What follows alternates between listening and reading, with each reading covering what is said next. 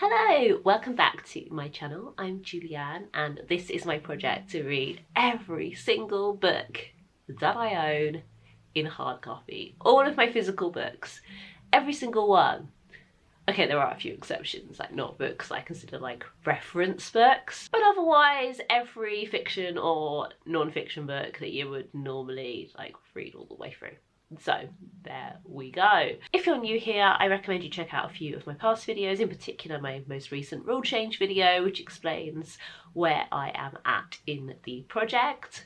But without any further ado, I'm gonna start this month's vlog. So it is September, month 27 of the project. I'm afraid it is already the 12th somehow. It is the 12th. It did take me a few days in the month to finish a TBR book, and I thought, I'll update once I've done that. And then I just kept putting it off. I kept being like, I'll do the vlog tomorrow, I'll do the vlog later today, and then be too busy, and then it'll be back to I'll do the vlog tomorrow. And yeah, I've just basically put off starting for a really long time, which is how I have had so many months where I've intended to do a vlog and then it's ended up being a recap because I just do not film. But we are determined to make this work. Royal we. You know it's serious because I've brought out the royal we. So we're kicking off the vlog and there's hopefully going to be some good reading this month because so far it's been a little bit slow. So the first book I finished this month was actually a reward book, and I had started this a little prematurely, shall we say. I started this before I had technically earned it. I started this when I still had one book to go before I had earned it, and that was Death Set Sail by Robin Stephens, which is the very last book in the Murder Most Unladylike series. I felt so emotional starting this. I mean, I feel like this series has spanned so many years of my life and I've just grown so attached to the characters. It was wonderful. Like, I remember the very first time that I heard of this series, and it was quite random. I have met Robin Stephens at many events, many times. We have many mutual friends, but this first time was actually a friend of my partner's birthday drinks, and she was there and she was excited because her book was due to come out. And I was like, oh, that sounds really intriguing. And then suddenly it was everywhere and everybody was talking about it. And yeah, obviously I did read it. I remember I got the first one from NetGalley, and of course I read it, and I now have a weird hodgepodge of books because I have some of them in hard copy, and then I switched to the audiobooks because they're just so well read. And yeah, here we are. I will be continuing with the Robin Stephens because the sequel series is next, and I actually already have the first book in that series as a hardback because one of my friends was visiting the UK, bought it, read it, and then just gave it to me because he didn't want to take it home with him. So I've got that ready to go, but I'm not going to start that right away. I'm going to save that for the next time I just want to have some good escapism. I am actually considering the fact I might just read the hard copies or the ebooks of these rather than listen to the audiobooks, because although I really enjoyed the audiobooks and I think the narrator is really brilliant, I did find it harder to keep the mystery and what was going on, all the bits and pieces in my head straight. So yeah, I think I might continue in the books. I'll see what I think after this one. Yeah, but anyway, that was that book.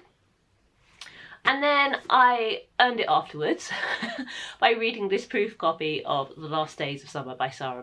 I actually got this last month, so this has been a very quick turnaround from hauling to reading for me. Sarra is one of my favourite authors. I do actually have two other books of hers which came out earlier than this one to read. I am otherwise up to date, apart from these two books. I think the previous two ones right before this one. It's one of those situations where I bought them, and then I thought, I'll wait for a rainy day. I'll wait till the occasion where I really need to cheer up, I really need the easy read, and then I'll read them. Whereas with this, because I just acquired this proof copy, I thought I want to read this right away, because it always seems like a bit of a waste to let a proof copy linger. And I've had too many proof copies linger on my shelves for years and years and years. And as this was published in March, this is a proof copy that's not been around that long. There we go. It was one I acquired secondhand, but I'm still very excited to have a proof copy by my favourite author. I have other Sarra Manning proofs in my collection. So this will sit alongside them nicely. And it's about a woman called Cassie whose best friend in all the world, Lucy, invites her over one evening, and she goes around expecting it to just be their usual type of hang. But then she and her husband Russell in the garden with her sworn enemy and Russell's best friend Mark are told that Russell has terminal cancer and is not going to be around much longer. So she puts a brave face on it, but she goes home and she's obviously devastated by this news. She loves Lucy and Russell so much. They mean the absolute world to her, and she feels very, very lonely having to keep a brave face on and not tell anybody about what's going on because they want to keep it a secret from most people at this stage. However, Lucy has a big birthday coming up and Cassie has been getting everything ready. Russell asks her to let his friend Mark help. Obviously, them being sworn enemies, this does not go well, but they have a little bit of a potentially romantic past. They have this big tension between them, and you can guess what's going to happen. I really enjoyed this. I felt it was like Sarra Manning does Emily Henry a bit. It had that kind of vibe of intense secrets and past, and there's some flashbacks and rememberings of bad moments in their personal histories and things like that. And yeah, I really enjoyed it. And because it's by one of my favourite authors, it was an incredibly quick read. I find that when I know an author, I can read their books extremely, extremely quickly. And so it was just really nice to read a book and finish it so quickly. Then I started the second to last book on my summer TBR, which is Summer Will Show by Sylvia Townsend Warner. So this, I was really, really attracted by the blurb. I thought it was a really interesting premise. So it just sounded like there would be a lot going on. I'll read it to you now. Sophia enjoys the freedom afforded by estrangement from her husband Frederick. A woman unused to criticism, she feels that no queen could have a more absolute sway than she, mistress of Blandauer House. She is like a wealthy landowner, basically. Then her children die, and that poise is shaken. Deciding to follow Frederick, Sophia arrives in Paris in the spring of 1848 as barricades threaten the street corners. Here she meets her husband's mistress Minna, magnanimous and unscrupulous, fickle, ardent and interfering. Faced with the danger and uncertainty of revolution and the discovery of her love for Minna, Sophia's life is dramatically overturned. An extraordinary and surprising novel, Summer Will Show speaks to us in a voice as fresh and vivid as when it was first published in 1936. Hopefully you found that just as interesting as I did. I just felt like the whole, like, a woman who thought she had her whole life sorted, she was bringing up these children, and then her children die and she has to make a choice about what she's going to do next of her life, and so she decides to go with her husband to Paris and meets his mistress and then falls in love with her. And then there's also one of the French revolutions happening. Like, it just seemed like a really interesting, unique story in this book. And so I picked it up from wherever I picked it up, and it's been on my shelf for a while. I can't say I'm not enjoying it, but neither can I say that I'm flying through it. I think the best way to sum up this book is the fact that I'm on page 124 and Sophia has only just got to Paris and is at a party and she's just met the mistress. Like, there was so much kind of establishing Sophia stuff in this. And so, yeah, I'm hoping it picks up soon. Otherwise, I might just have to, like, force myself to read it for half an hour a day until the foreseeable. I really, really just want to read, like, something light and fun, though. That's the problem. But because it's part of my summer TBR, I really want to get my summer TBR read before I move on to autumn. So, yeah. Stuck in a bit of a dilemma here. Do I start one of my autumn books anyway? Do I just grab a contemporary YA and, you know that I'll get through it faster? Or do I go on with this? I think I'm gonna go on with this and see what happens. If I find that in a couple of days I've not made much progress, I may just have to reach for some contemporary YA to read at the same time to kind of get my brain back into reading mode. I think I've just been dragging this out for so long, it slowed me down generally. So there we go, that's my update. My camera symbol's flashing, so I better stop now. Hello, it's been a while. It is now the 23rd of September. So basically what happened was, after my last video, I then went and got a cold, or I already had it and the symptoms started, and it's been over a week of not really being able to film because I couldn't get through a conversation without coughing, let alone talking on a YouTube video where I don't really have the opportunity to pause and try and choke down any cough that is threatening to, well, cough. But I have been reading, not a huge amount, but a good amount, I feel. So the first thing I did was I finished Summer Will Show. This was quite a hard one to get through when I was ill. I was really not in the mood. But because I had this summer TBR that I was absolutely determined to finish, and this was the second to last thing on it, or kind of the last thing on it if you don't count my transition book, I was like, oh, I've decided I have to read this, looking back, maybe I should have cut myself some slack, but I just really wanted to stay on the summer vibe until I was like exhausted with the summer vibe and could move on. So I did, I finished this. I did enjoy it. It's a really interesting book. And I say that not to be like, oh, it was interesting because it made me think, but I didn't really enjoy it.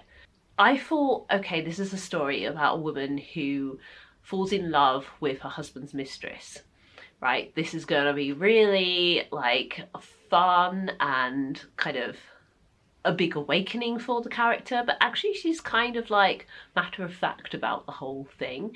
It's really unclear, like, what their relationship exactly is. Like, you know, you can read into it that they're kind of in a romantic relationship, but there's no like kissing or like explicit content that would make that clear. Like, you know, this was written at a time where you kind of wanted to hide that stuff, I guess, and make it not completely obvious so that your books wouldn't get censored, so that people would still buy them.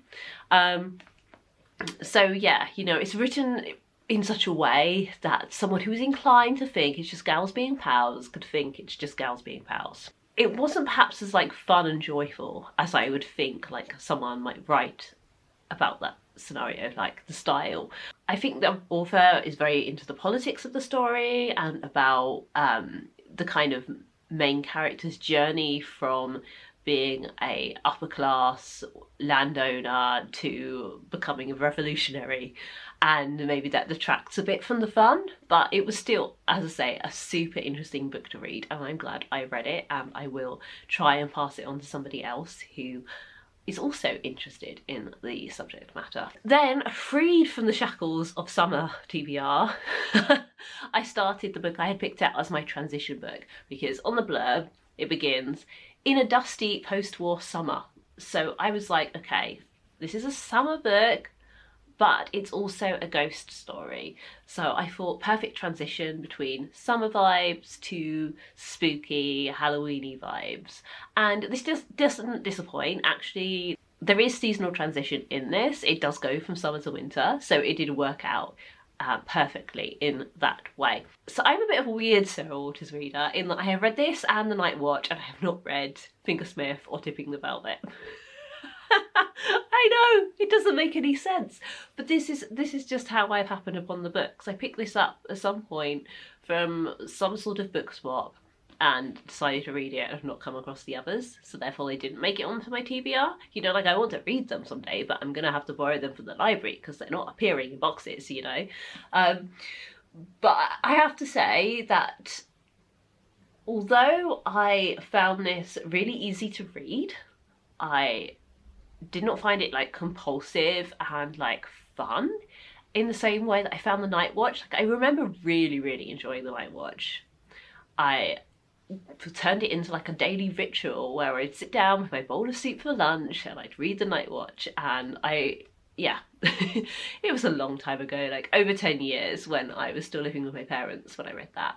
But yeah, it just became like my soup book and I remember really enjoying it, like the whole experience, great. Whereas this, it took me quite a while to get to the halfway mark, and then after that I just sort of sped on because I really wanted to know what happened. But that first like half the book, I just didn't feel like that much excitement about it. Like I was like, I don't hate reading this, but also I'm not like driven to read it. Does that make sense? And I've been thinking a lot about that because obviously not every book pulls me in and grips me. It's fantastic when they do, but not every book that I do end up enjoying does that. And so I'm thinking about the difference as like a reader and a writer in that experience, you know? Like I feel like in an ideal world, I would like compulsively want to read all books, but then I'd probably be missing out if I only read books that compel me in that way, you know? Like, if I pick up a book and it doesn't compel me, should I put it down and read something else? Or do I make my DNF decision in a different way? So up till now, like my decision to DNF a book has been based on whether there's something aggravating me about it. Like I usually DNF books because I'm not enjoying them anymore, or I never enjoyed them to begin with, or there's something about the style, the way they're written, that I just don't get on with. It's not because I'm not compulsively reading them, it's because there's just something I don't like about them, you know. And there are plenty of books that I don't compulsively read that I still read, if that makes sense. Like it's just a different feeling in my brain.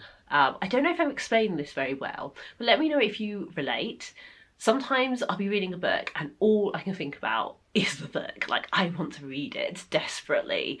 Other times, like there's a bit of that. Like I look forward to reading the book. And then there's other times where I don't really think about the book when I'm not reading it, unless like something particularly interesting is going on or happening at the part where I am. And I just kind of have to remind myself a bit like that I have the book to finish. So yeah, I feel like these two were in that latter category where it's not like I wasn't enjoying them or finding them interesting. I was both enjoying them and finding them interesting. But I didn't feel that like compelling drive to finish them until I got quite close to the end. And then, you know, I just wanted to happen. Whereas yesterday I started reading Solitaire by Oseman, and I definitely feel compelled to read this. Like right away I was like, I am compelled by this book. Easy, yes. And the couple of days before that, on Saturday, whilst I was out, I started reading What You Are Looking For Is in the Library, long title, so I had to check it. And I haven't got very far in this at all. I am on page 12, but I'm really looking forward to picking it up again. The reason why I have two books on the go currently is because I started this one while out and I thought, will this be my bag book? And I started this one at home. And I'm kind of liking having the two on the go, actually. So I'm thinking I will just keep them both as house books and stick to reading books on my phone. I don't have an occasion coming up where I'll be out, like for like a long period of time commuting. Generally, I don't have a bag book to go into the office because I tend to just read on my phone if I need to, or I'm listening to an audiobook or podcast. My commute is quite quick and is mostly walking, so I can't be reading a book whilst I'm doing that. Help us anybody. Can't be walking down the street reading a book in central London. I would get run over for sure, or at least mowed down by some pedestrian tourists. So yeah, I think they're both going to be out home books. I'll just read whichever one I most want to read at that moment. But I have like, yeah, that strong compulsion with Solitaire and that sort of like excitement and interest at a lower level with What You Were Looking For Is in the Library. And I just didn't have either of those for these. I was just sort of interested in them as, I guess, intellectual experiences rather than like just sort of pleasurable reading experiences. So yeah, let me know what you think about that, because I'm finding that quite an interesting thing to debate inside my own head, and I would like to discuss it with some people in real life. But that's where I'm at the moment. I am now only 4 TBR books away from finishing the current 50 books. Ooh. I'm hoping that I will finish them by the end of the month. That does mean also like 2 reward books as well, but I think as long as I get the TBR books read by the end of the month, I can read the reward books whenever. I just want to have done like the 50 books for my TBR so that I can then film a rule change video at the start of the next month. Although, as I've said before, I'm not sure I am going to change the rules. We shall see. We shall see. Yeah. It might be more sort of like an approach thing. Like if you're thinking about letting myself borrow audiobooks for the library for books that I own, which before I haven't let myself do, it's like, well, I've got the paper copy, so I'm going to read the paper copy. But I might make faster headway on the TBR if I can listen to the audiobooks. Then this would mean not counting those audiobooks as reward books. So yeah, that is a bit of a rule change. Previously, all audiobooks, whether I own the book in print or not, have counted as reward books. But if I say that listening to an audiobook of a book I've got in print copy is a TBR book, then that's different. And it might actually be quite helpful because it might mean that I get through some books faster. I think it's just like a weird, like not wanting to waste resources thing. It's like, well, I've got the book in print copy, so I shouldn't borrow the library book because then that's reducing the number of times that like someone can borrow the book from the library. Like I'm taking someone else's slot for a book that I already own. But I'm thinking that is silly when it's like a book that I picked up for free, you know, like, yeah. Because if I hadn't happened to pick up that book, I probably would have just borrowed the audiobook from the library and listened to it that way. So yeah, a bit of a moral dilemma there. Let me know what you think. Alright, I am going to go get on. I need to go for a walk now. It's the end of the day. Go for a walk, put my dinner on, and hopefully read a bit more of these books. One of them, both of them, maybe neither of them. Maybe I'll read Happy City instead. You never know. Hello, it is the 29th of September and I am back with a little update. So since my last video, I finished... I could refilm that, but I'm going to leave it in. I think it's funnier. I finished Solitaire, which I've just realised matches my glasses quite well. Really, really enjoyed this. It was such a interesting read. The narrative voice is just so full of the narrator's character, if that makes sense. Like it's so like in her head. And it actually gets quite claustrophobic in there. It's so just intensely in her very kind of limited, mentally ill point of view. It was brilliantly done, fascinating. So yeah, that was a great read, but quite heavy. So I was quite glad to finish it and read the lighter, at least at first, Paper and Heart Society #2, Read with Pride. I read the first one of these, I think, oh, was it earlier in the year or last year? I can't remember.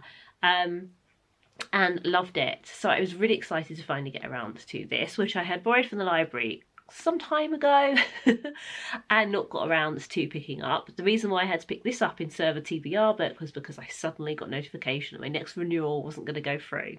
So I can only assume that somebody else desperately wants to read this and I put it on hold. So anyway, I had to turn around reading it quite quickly because I'm going to need to take it back to the library in a couple of days so that the next person can have it. But I really, really enjoyed it, especially towards the end, which is a strange thing to say because the main character goes through like a intense period of taking too much on and heads for burnout. And oh my god, I related so hard. Even though the main character in this is 15 and I'm a long way from 15 now, I could just really feel it. The way that she thinks about herself and that she's got to do all these things and she's just got to do one more thing, one more thing, one more thing, one more thing, just keep going, just keep going, just keep going, was brutally relatable. So yeah, there we go. Enjoyed that a lot. And then I just finished what you were looking for is in the library. And this was just the cutest, loveliest, most relaxing and yet motivating book. So it follows various people. There's 5 chapters and each one is about a different character. What they all have in common is that they go to this library and they meet this librarian who recommends them books they've gone in there and asked for, but also one book which seems quite strange and random at first, but spurs them on to thinking about their life and deciding to make some changes in order to be happier.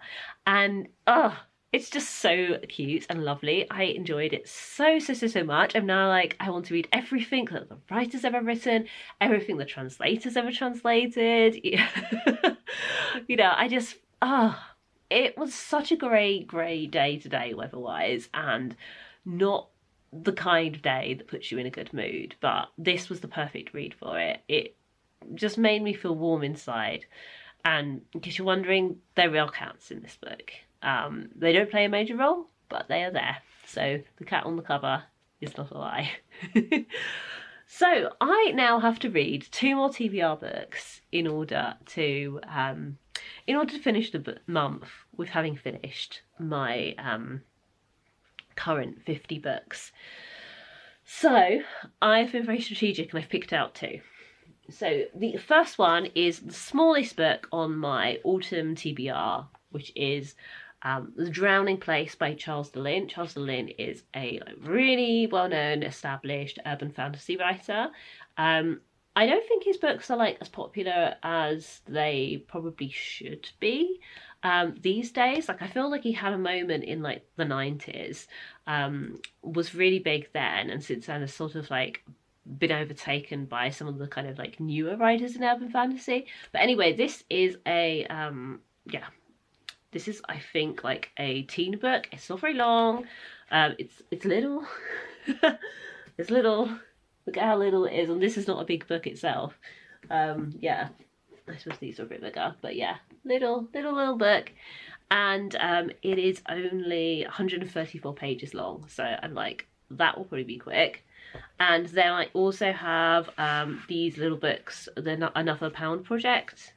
A pair of books. So Let Go by Natalie Yue. So I'm thinking reading these 2 things is very achievable. I will be able to do it, and I will have achieved my dream of ticking off having read the current 50 books by the end of the month. And then I will be able to do a rule change, change that one little thing I mentioned, nothing big, and start my next 50 books. Yeah. I feel like this month has been quite hard because I read such chunky books, but I've got to read the chunky books sometime, right? Like, they're on my TBR, so it's got to be done, or I've got to DNF them. There's only 2 options there, and putting them off forever is just going to mean that like the end of the project is really hard. That's my thoughts. Anyway, right, I'm going to get on. I'm going to get ready for bed, and I might get a little more reading in before I go to sleep. Final update time. It's now October, you can tell because I've got my autumn winter glasses out. I'm wearing a Halloween themed necklace and I've got my pinafore dress on. All key signs that the weather has changed. It has got dark. Oh, I also have dark purple nails. There we go. And dark purple eyeshadow. I've just gone hard. I've just been like, it's October. It's the season of the witch. It's the vibe that I want to evoke. We're going there. I read Let Go Family and Let Go, where are we? Friction, which are these 2 little books published together in a slipcase by the Pound Project. I've mentioned them, I think, earlier in this video. They are a small publisher who does sort of short print runs of books. And these were really great. They are essentially about the things that the author has had to let go of in her life mentally in order to move forward. And there's a lot of discussion about the concept of letting go, which I thought was just brilliant, as well as specific instances.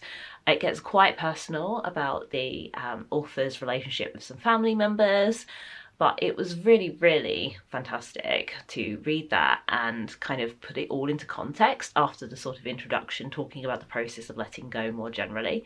These are such quick reads, but I highly recommend. I think when Pound Project books are on sale, you can actually get an ebook as well as the print edition.